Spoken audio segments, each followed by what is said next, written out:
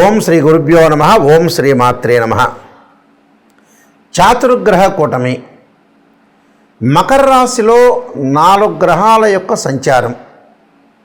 అందులో ప్రత్యేకంగా ప్రధానంగా రవి బుధుల యొక్క కలయిక, శుక్రకుజుల యొక్క కలయిక.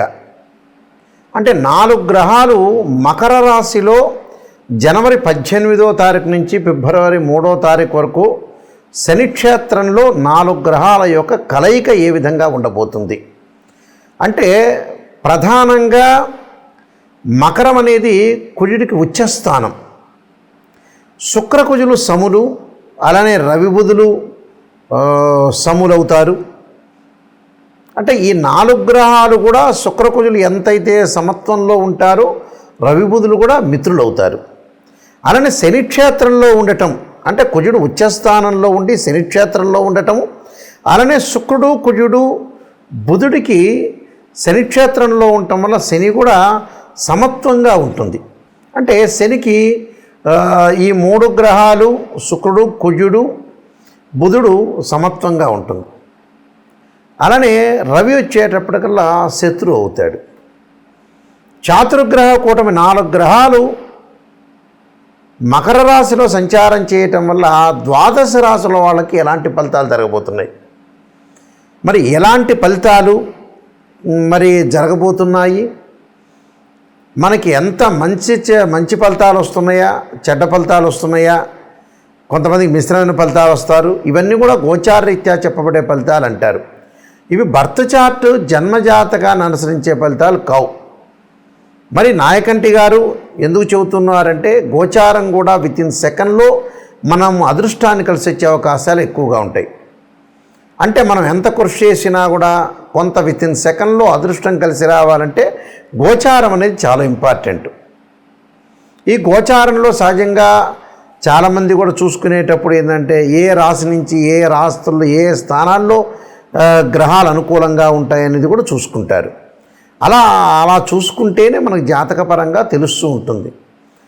ఎందుకనంటే సహజంగా 2, 4, 6, 11 స్థానాల్లో ఉంటే బుధుడు మంచివాడని వాళ్ళ జన్మరాశి నుంచి, శుక్రుడు 1, 2, 4, 5, 8, 9, 11 స్థానాల్లో ఉంటే శుక్రుడు మంచివారని, అలానే రవి 3, 6, 10, 11 స్థానాల్లో ఉంటే రవి మంచివాడని, అలానే బుధుడు 2, 4, 6, 11 స్థానాల్లో ఉంటే బుధుడు మంచి ఫలితాన్ని ఇస్తాడు. మిగతావన్నీ కూడా మిశ్రమైన ఫలితాలు ఉండటం, చెడు ఫలితాలు జరిగే అవకాశాలు ఎక్కువగా ఉంటాయి. అయితే ద్వాదశ రాశుల వాళ్ళకి చాతుర్గ్రహ కూటమి శుక్రుడు కళత్రకారకుడు, సుఖాన్ని భోగాన్ని సౌఖ్యాన్ని ఇచ్చేవాడు. కుజుడు వచ్చేటప్పటికి రియల్ ఎస్టేటు, కన్స్ట్రక్షను, ప్రమాదాలు, ఆస్తులు పాస్తులు, కోర్టులు, సమస్యలు, వివాదాలు, అన్నదమ్ముల మధ్య వివాదాలు, శత్రువులు బాగా పెరిగే అవకాశాలు ఉండటం. అంటే ఎలాంటి మేలు చేస్తాడు కుజుడు? రవి ఉద్యోగము, ఇన్సూరెన్సు, మెడికల్ సంబంధించిన విషయాలన్నీ కూడా రవి. బుధుడు వ్యాపారము, వృత్తి ఉద్యోగ వ్యాపార రంగాలు, అలానే బుద్ధి వికాసించడం, అలానే డెవలప్మెంట్ కావటం, వాణిజ్య శాస్త్రము, గణిత శాస్త్రానికి సంబంధించిన గ్రహం ఏంటంటే బుధుడు. కాబట్టి ఈ 4 గ్రహాలు మకర రాశిలో సంచారం చేయటం వల్ల ద్వాదశ రాశుల వాళ్ళకి ఎలాంటి ఫలితాలు జరుగుతున్నాయో ఒక్కసారి తెలుసుకుందాం. సింహరాశి వారికి చాతుర్గ్రహ కూటం వల్ల అంటే శుక్రుడు కుజుడు రవి బుధులు మకర రాశిలో సంచారం చేయటం వల్ల ఏ విధంగా ఉండబోతుంది అంటే, సింహరాశి వాళ్ళకి షష్టమంలో కుజుడు ఉండటం వల్ల సహజంగా ఏమిటంటే సింహరాశి వారికి ఇక్కడ సింహం, కన్య, తుల, వృశ్చికం అంటే చతుర్థాధిపతి అయ్యాడు. ఈ చతుర్థాధిపతి వల్ల ఏ విధంగా అవుతుంది? చతుర్థాధిపతి అవుతాడు, దశమాధిపతి కూడా కుజుడు అవుతాడు. ఈ షష్టమంలో కుజుడు వల్ల ధనధాన్య వృద్ధి కలిగే అవకాశాలు, రియల్ ఎస్టేట్ రంగంలో మార్పులు జరగటం, ఆస్తులు పెరగటం, ఆస్తులు కొనుగోలు చేసే అవకాశాలు, గౌరవ మర్యాదలు, పుణ్య కార్యక్రమాలు చేసే అవకాశాలు ఎక్కువ ఉంటాయి. అంటే గతం కంటే కూడా ఇళ్ళు కొనుగోలు చేయలేని వాళ్ళు ఈ మధ్యలో కొన్ని అగ్రిమెంట్స్ జరిగే అవకాశాలు ఎక్కువగా ఉంటాయి. ఇళ్ళు చూడటం జరుగుతుంటుంది. కొన్ని పనులు చకచకా జరిగే అవకాశాలు ఎక్కువ ఉంటాయి. కేవలం అవే కాదు, వాహనాలు కొనుగోలు చేస్తారు, ఆస్తులు పెంచుకునే అవకాశాలు కూడా బాగా ఎక్కువగా ఉంటాయి. పుణ్య కార్యక్రమాల్లో పాల్గొనే అవకాశాలు ఎక్కువ ఉంటాయి. అలానే బుధుడి వల్ల ఎలాంటి ఫలితాలు జరగబోతున్నాయి? బుధుడు కూడా షష్టమ స్థానంలోనే ఉన్నాడు కదా. బుధుడి వల్ల కూడా ధనలాభం, ఆకస్మికంగా ధనలాభం, అంటే మొండి బాకీలు వసూలయ్యే అవకాశాలు ఎక్కువ ఉంటాయి. విజయప్రాప్తి అంటే అన్నిట్లో కూడా మనం ఏదైతే బద్ధకం లేకుండా మనం ముందుకు వెళ్ళామో విజయం కలిగే అవకాశాలు ఎక్కువ ఉంటాయి. మీ మాట చెల్లుబాటు జరిగే అవకాశాలు ఎక్కువ ఉంటాయి. గతంలో పెండింగ్ పనులన్నీ కూడా పూర్తి చేయగలిగే అవకాశాలు ఎక్కువ ఉంటాయి. మనోధైర్యం కూడా బాగా పెరిగే అవకాశాలు ఎక్కువ ఉంటాయి. అలానే రవి వల్ల శరీర సౌఖ్యము, అలానే ధన సమృద్ధి, శుక్రుని వల్ల కొద్దిగా కుటుంబంలో చిన్న చిన్న సమస్యలు వచ్చే అవకాశాలు ఎక్కువ ఉంటాయి. అంటే కుటుంబంలో వైఫ్ అండ్ హస్బెండ్ రిలేషన్లో ఏది కూడా ప్రాబ్లం లేకుండా ఇద్దరి మధ్యలో అన్యోన్యంగా ఉండటం చాలా ఇంపార్టెంట్. అలానే ఆరోగ్యపరంగా ఇబ్బందులు కలగకుండా చూసుకోవటం చాలా మంచిది. అంటే వివాహ శుభ కార్యక్రమాలు కొంత పోస్ట్ పోన్ జరిగే అవకాశాలు, శుభ కార్యక్రమాలు కూడా పోస్ట్ పోన్ జరిగే అవకాశాలు ఎక్కువగా ఉంటాయి. కానీ వాహనాలు ఆస్తులు కొనుగోలు చేసే అవకాశాలు ఎక్కువ ఉంటాయి. కొద్దిగా చిన్న చిన్న బాధలు కలిగే అవకాశాలు ఎక్కువ ఉంటాయి. అంటే మానసికంగా ఆందోళన కలిగే అవకాశం మాత్రమే ఉంటాయి. వాహనాలు కొనడం, ధనలాభం, ఇళ్ళు కొనుగోలు చేయటం, ఆస్తులు కొనుగోలు చేయటం, విజయప్రాప్తి కలిగే అవకాశాలు ఖచ్చితంగా ఉంటాయి. అంటే విజయప్రాప్తి అంటే అన్నిట్లా విజయం, సర్వత్రా విజయం లభించే అవకాశం ఖచ్చితంగా ఉంటుంది. నేను కొన్ని పరిహారాలు చెప్పబోతున్నా, ఆ పరిహారాలు మీరు పాటించండి, మీకు మంచి జరిగే అవకాశాలు ఖచ్చితంగా ఉంటాయి. శుక్రుడు సుఖానికి, భోగానికి, సౌఖ్యానికి, వివాహానికి కడత్రకారకుడు. సప్తమ భావకారకుడు ఎవరు అంటే శుక్రుడే. శుక్రగ్రహం ఏ విధంగా ఉండబోతుంది, శుక్రుడు వల్ల మంచి జరుగుతుందా చెడు జరుగుతుందా అనేది శుక్రుడు కళత్రం అంటే వివాహాన్ని ఇచ్చేవాడు శుక్రుడు కాబట్టి ఎవరికైనా సరే శుక్రదోషం అనేది ఉండకూడదు. అది బర్త్ చార్ట్ను జన్మ లగ్నాన్ని అనుసరించి శుక్రదోషం ఉండకూడదు. సహజంగా వివాహం కావట్లేదు, వివాహం దగ్గరికి వచ్చినట్టు వచ్చి వెనక్కి వెళ్ళిపోతుంది, వివాహం తర్వాత డివోర్స్ జరుగుతుంది, మన జాతకాలు కరెక్ట్గా చూసుకోలేకపోవటం, ఏదో అరకొరకు నాలెడ్జ్ ఉన్న వ్యక్తులతోటి కలిసి జ్యోతిష్యుల దగ్గర చూపించుకోవటం వల్ల కూడా వివాహం పరంగా అయ్యో నేను అందరికీ చూపించానండి, చాలామందికి చూపించాను, మా అబ్బాయి వివాహం ఇలా అయింది, మా అమ్మాయి వివాహం అయింది, వివాహం అయిపోయి విడాకులైనవి, అసలు సంబంధాలే కుదరట్లేదని చెప్పేవాళ్ళు చాలామంది ఉన్నారు. ఎందుకంటే జ్యోతిష్యులది కాదు, మీరు సరైన జ్యోతిష్యుని ఎంచుకోవాలి. శుక్రుడు ఏంటంటే వివాహకారకుడు. ఎప్పుడూ కూడా శుక్రుడు 6, 8, 12 స్థానాల్లో ఉండకూడదు. శుక్రుడు అశ్విని, మఖ, మూల, ఆరుద్ర, స్వాతి, శతభిషము, అలానే ప్రత్యేకంగా పుష్యమి, అనురాధ, ఉత్తరాభాద్ర నక్షత్రంలో ఉండకూడదు. మృగశిర, చిత్త, ధనిష్ట నక్షత్రంలో ఉండకూడదు. శుక్రుడు జన్మలగ్నం నుంచి 6, 8, 12 స్థానాల్లో ఉండకూడదు. శుక్రుడు శనితో కానీ, కుజుడితో కానీ, రాహుతో కానీ, కేతువుతో కానీ కంజంక్షన్ కాకూడదు. ఇలాంటివన్నీ కూడా శుక్రుడు ఏ స్థానంలో ఉన్నాయి, ఏ స్థానంలో ఉన్నాడు జన్మలగ్నం నుంచి బర్త్ చార్ట్ని అనుసరించి మనం చెప్పాలి. అప్పుడు శుక్రుడు ఏ స్థానంలో ఉంటే మనకు మంచి చేస్తాడో తెలుసుకుంటాం మనం. శుక్రుడు ఒకవేళ దోషం ఉందనుకోండి, దాని పరిహారాలు ఉంటాయి.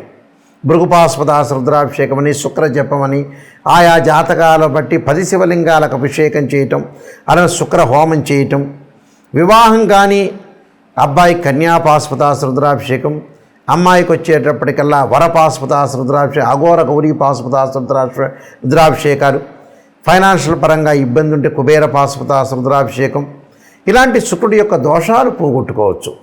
అలానే శుక్రుడు తదనంతరం కుజుడు బాగలేదనుకోండి, మన జన్మజాతకంలో కానీ గోచారీత్యా కానీ ముఖ్యంగా కుజుడు మంచి స్థానంలో లేకపోతే, సహజంగా జన్మలగ్నం నుంచి 2, 4, 7, 8, 12 స్థానాల్లో కుజుడు ఉంటే మంచివాడు కాదు.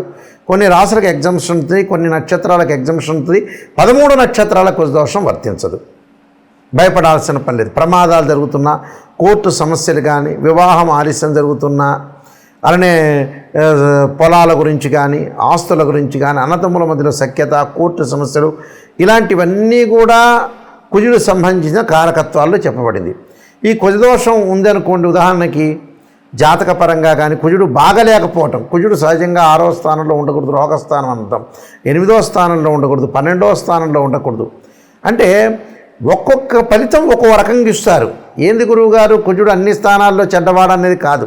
కొన్ని స్థానాల్లో మంచివాడు, కొన్ని స్థానాల్లో చెడ్డవాడు, కొన్ని స్థానాల్లో మంచి ఫలితాన్ని ఇస్తాడు, కొన్నిసార్లు చెడ్డ ఫలితాన్ని ఇస్తాడు. కొంతమంది ఎగ్జామ్షన్ కూడా ఉంటుంది, భయపడాల్సిన పని లేదు. దానికి అంగారక పాశుపతాస రుద్రాభిషేకం, సుబ్రహ్మణ్య స్వామి ఆరాధన, సుబ్రహ్మణ్య స్వామి అష్టకం చదువుకోవాలి. అలానే జాతకాన్ని చూసుకోవాలి, బర్త్ చార్ట్లో ఏ విధంగా ఉందో చూసుకుని మనం అనాలిసిస్ చేయాలి. ఇది ఫస్ట్ పాయింట్. అలానే బుధుడు వ్యాపారపరంగా ఉండేవాడు. వ్యాపారము, వృత్తి, ఉద్యోగ, వ్యాపార రంగాల్లో బుద్ధి వికసించడము, సరైన సమయంలో సరైన నిర్ణయం తీసుకోవడం, బుధుడి యొక్క దోషం ఉంటే కూడా అలానే బుధుడి యొక్క సంబంధించిన జపం కానీ, అలానే బుధుడికి సంబంధించిన హోమం కానీ, అలానే పాశుపతాస రుద్రాభిషేకం చేసుకోవడం చాలా మంచిది. రవి వల్ల ఏం జరగబోతుంది? రవి వల్ల ఉద్యోగంలో మార్పులు, ఆరోగ్యపరంగా ఇబ్బందులు, ఆరోగ్యం మహాభాగ్యం అంటారు. ఏ జాతకంలో అయినా సరే రవి యొక్క దోషం, జన్మలగ్నం నుంచి రవి యొక్క దోషం ఉంది అని అంటే రవిని ఆరాధన చేయాలి. ఎలాగా? సూర్య పాశుపతాస రుద్రాభిషేకం అంటారు, సౌర పాశుపతాస రుద్రాభిషేకం అంటారు. అలా ఆరోగ్యం బాగలేదంటే ఆరోగ్యము త్రయంబక పాశుపతాస రుద్రాభిషేకాలు, శిరోకంఠ పాశుపతాస రుద్రాభిషేకాలు ఇవి చేసుకోవాలి. రవి జపము, రవి హోమము అంటే రవి వల్ల ప్రయోజనం కలుగుతుందని అర్థం. కాబట్టి ఇవన్నీ కూడా జీవితంలో గోచారీత్యా నిజాన్ని తెలుసుకోండి, అబద్ధపు ముసుగులో ఉండొద్దండి. ఎవరైనా నాకు కాల్ చేసేవాళ్ళు జాతకానికి నిజం తెలుసుకోవాలి, నెగిటివ్ అయినా పాజిటివ్ అయినా తెలుసుకునే వాళ్ళు మాత్రమే నాకు ఫోన్ చేయండి. అంటే అబద్ధపు ముసుగులో జాతకాన్ని చెప్పలేరు, నేను చెప్పను కూడా.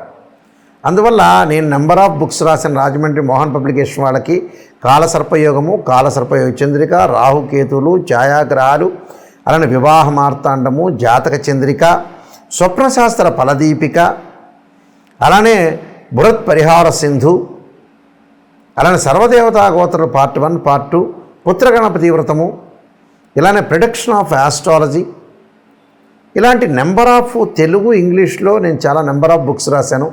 మాది వెబ్సైట్ ఉంటుంది www.nayakanti.com అని, nayakanti.in మీరు చూడొచ్చు. ప్రతిదాని కూడా సమస్య పరిష్కారం ఉంటుంది, ఆ సమస్యని మీరు బాధపడాల్సిన పని లేదు. నాయకంటి మల్లికార్జున శర్మ బుక్స్ అని కొడితే వస్తుంది మీకు. ఎవరైనా సరే జాతకాన్ని క్లియర్గా చెప్పించుకోదలుచుకున్న వ్యక్తులు నా నెంబర్ స్క్రోల్ అవుతుందో ఆ నెంబర్కి మీరు ఫోన్ చేయొచ్చు, డైరెక్ట్గా ఆ నెంబర్ నా దగ్గరికి వస్తుంది. అందువల్ల ఏమీ ఆలోచన చేయాల్సిన పని లేదు. ప్రతి పనిని కూడా మనం లైఫ్లో సాధించాలంటే మన చేతుల్లోనే ఉంటుంది. మంచి చెడు అనేది ఎప్పుడు కూడా మన చేతుల్లోనే ఉంటుంది. ఖచ్చితంగా జాతకాన్ని తెలుసుకొని ముందుకెళ్తే లైఫ్లో ఏ వృత్తి చేయాలి, ఎలా డెవలప్మెంట్ చెందాలి, ఫైనాన్షియల్ పరంగా ఎలాంటి ప్రాబ్లమ్స్ వస్తున్నాయి, వివాహపరంగా ఎలాంటిది, ఆరోగ్యపరంగా కానీ, కోర్టు సమస్యలు కానీ, వివాదాలు కానీ, ఆర్గ్యుమెంట్స్ ఇవన్నీ కూడా గ్రహాల యొక్క ప్రభావంతో ముడిపడి ఉన్నాయి. జాతకాన్ని మనం చూసుకున్నాం అనుకోండి, ఒక్కసారి చూసుకొని ముందుగా జాతకపరంగా వెళ్ళామంటే ఖచ్చితమైన నిర్ణయం తీసుకోవచ్చు. అయితే నా దగ్గరికి జాతకానికి ఫోన్ చేసేవాళ్ళు ఎవరైనా సరే వాయిస్ రికార్డింగ్ పెట్టుకోండి, నేను జాతకాన్ని చెబుతాను. వాట్సాప్లో మీరు ఏదైతే ఉంటుందో ఒక 4 పేజీలు పంపిస్తాను, అలానే వాయిస్ రికార్డింగ్ చేసుకోండి. జాతకంలో వాయిస్ రికార్డ్ ఎందుకంటే మళ్ళీ రిపీట్గా మీరు వినే అవకాశం ఉంటుంది. సత్యాన్ని తెలుసుకోండి, నిజాన్ని తెలుసుకోండి. నిజాన్ని తెలుసుకునే ఎవరైతే ఉంటారో వాళ్ళు నాకు కాంటాక్ట్ చేయండి. నేను అన్నీ క్లియర్గా ఓపెన్గా చెబుతాను. దానికి పరిహారాలు, రెమెడీస్ కూడా శాస్త్రీయమైన పరిహారాలు చెప్పడానికి ఖచ్చితమైన అవకాశం అనేది ఉంటుంది. మీరు మీ అందరికి కూడా మంచి జరగాలని ఆశిస్తూ సర్వే జనా సుఖినో భవంతు.